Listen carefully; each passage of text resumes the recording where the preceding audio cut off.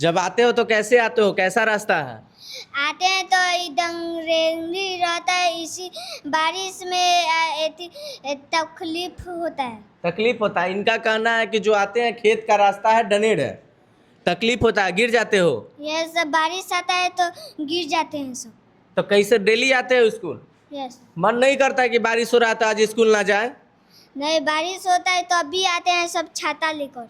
छाता लेके आते हैं? यस। यहाँ से दूर है, 400-500 मीटर में रोड है आपका, तो वहाँ से पैदल डेली का डेली यहाँ आते हो? यस। गिर जाते हो तो कपड़ा गंदा हो जाता होगा? हाँ, तो कपड़ा गंदा हो जाता है तो क्या कपड़ा बदल कर आते हैं सब, तब आते हैं स्कूल। तब आते हैं? तो क्या कहिएगा यहाँ शिक्षा मंत्री जी बिहार सरकार से, यहाँ के विधायक है, उसके बाद सांसद है, अब क्या कहिएगा उनसे, रास्ता नहीं है तो? हम यही कहना चाहते हैं, रोड बनवा दीजिए। रोड बनवा दीजिए। कितने साल से इस स्कूल में पढ़ाई कर रहे हो? 2-3 साल? यस। चलिए, ये बच्चा है थोड़ा घबराया हुआ है, लेकिन फिर भी समस्या समझ गए होंगे आप लोग कि मैं क्या कह रहा हूँ। कैसे आते हो बाबू आप? दिनेरी फरवरी। दिनेरी से आते हो? हाँ। रास्ता नहीं है? नहीं सर। तो रास्ता नहीं है तो क्या कहोगे सरकार से? रोड बनवा दो, रोड बना दीजिए। डेली आते हो, बारिश में कैसे आते हो, दिक्कत होती है? Yes sir. एक चचरी का पुल है, उस पार करके भी आते हो क्या? Yes sir.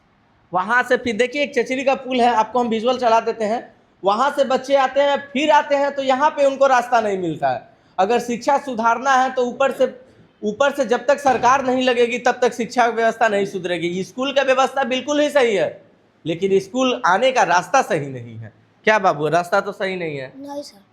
हमारे साथ सर हैं, सर से बात करते हैं।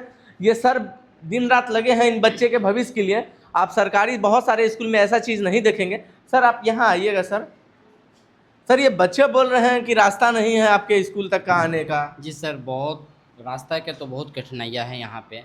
बच्चे ही क्यों, हम सभी शिक्षक के साथ भी यही कठिनाइयाँ है।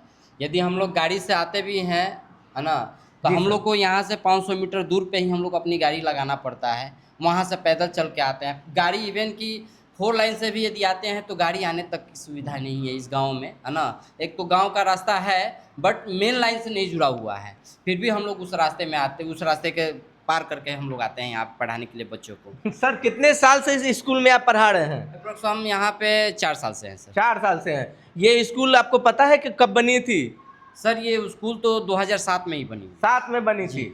7 में आज तक, 7 के बाद आज तक ये सरकार की नज़र में नहीं गई कि कोई स्कूल है वहाँ रास्ता नहीं है? सर बहुत सारे ऐसे अभी की तरह हमारे भाई बंधु आए मीडिया वाले जो बहुत सारे बाइट लेके गए यहाँ से, लेकिन आज तक इस पे सरकार की कोई फोकस नहीं है। ना तो ब्लॉक से है, ना तो यहाँ के विधायक की है, ना तो सांसद की है। बहुत सारे हम लोगों ने इसकी लिखित भी दे रखे हैं, और ना रास्ते के अगेंस्ट में कि हाँ रास्ते बच्चों को आने जाने के लिए रास्ते का बहुत असुविधाएँ हैं, है ना, लेकिन इस पर कोई सरकार की कोई इस पर सुनवाई नहीं हो पाती है। सरकार तो आदेश देती है कि स्कूलों में नहीं जाना है, किसी वीडियो बनाने के लिए अलाउ नहीं है, लेकिन स्कूल में नहीं जाते हैं। ठीक है, सरकार से हम कहता हूँ, लेकिन रास्ता तो बना दीजिए यहाँ का। सर बिल्कुल, रास्ता तो कम से कम मान लीजिए हम लोग का तो एक आप माध्यम है ना, और जिसका हमारे देश का चौथे स्तंभ आप लोग हैं, इसके माध्यम से हम लोग अपनी आवाज़ों को हाई लेवल, हम लोग तो जा नहीं सकते स्कूल छोड़कर, तो हम लोग जा नहीं सकते, जहाँ तक होता है वहाँ तक हम, लेकिन जब लोग आप लोग यहाँ आते हैं तो आप लोग के ही माध्यम से हम लोग सोचते हैं कि अपने आवाज़ को वहाँ तक पहुँचाए, सरकार तक पहुँचाए, ताकि हमारे स्कूल के रास्ता, हमारे प्यारे बच्चों को रास्ते मिल जाए और हम सभी शिक्षकों को रास्ते मिल जाए स्कूल तक आने के लिए। जब मानिए कि ये चारों तरफ खेत है, किसी वर्ष बारिश हो गया, बारिश के कारण बाढ़ आ गई, तब ये स्कूल कैसे चलती है? सर बाढ़ आती है तो हल्के पानी होते हैं, तो फिर तो उस पानी में हिलकर हम सभी बच्चे और शिक्षक सभी लोग आते हैं।